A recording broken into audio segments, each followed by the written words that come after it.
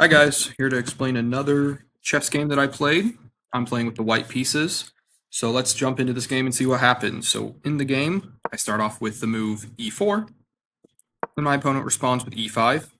I develop my knight to f3, attacking the center, and they defend.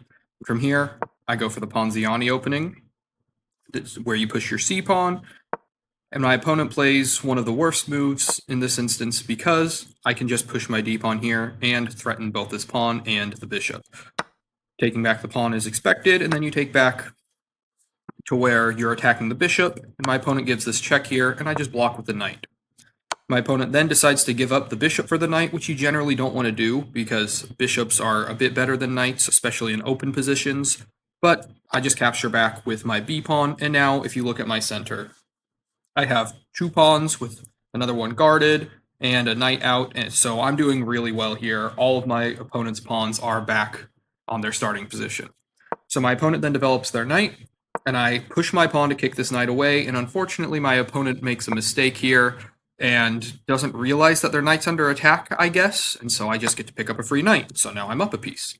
They take back with their pawn, which is obviously something you want to do, and now I develop my bishop to protect this pawn and prepare my king to castle. My opponent, instead of castling, develops their bishop, which is completely fine, and I get castled to safety.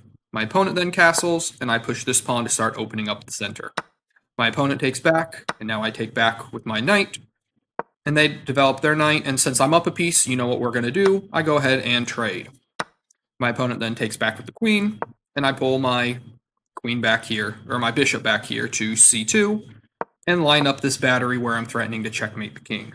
So my opponent spots that, and they protect their king from the checkmate, because now I no longer have this, because the knight would just take, and that would be a queen blunder, and then I'd be losing. So in this position, since I'm up a piece, I just go ahead and trade the queens. My opponent takes back with the knight, and now I develop my bishop attacking this weak doubled pawn, and my opponent goes to defend it.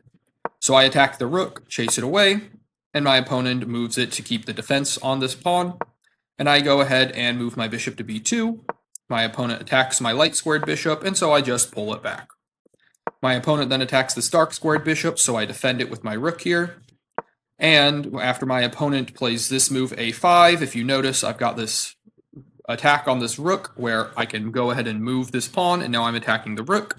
And so my opponent moves their rook all over to h6, and so I decide to attack it again, and if my opponent takes this rook, which they should do, then I can just take back with the bishop, and now I've got two bishops and a rook versus a bishop and a knight.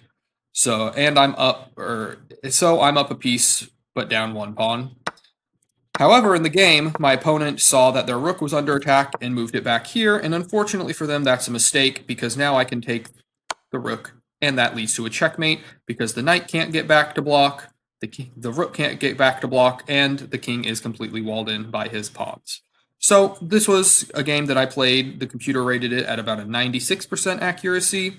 As you saw, I played pretty solid chess overall throughout there, and hopefully you enjoyed my explanation of my thought process. So if you did, make sure to like, subscribe, throw in any comments on how to get better, how to keep improving on chess, and hopefully you'll check out some more videos. Thanks for watching and have a nice day.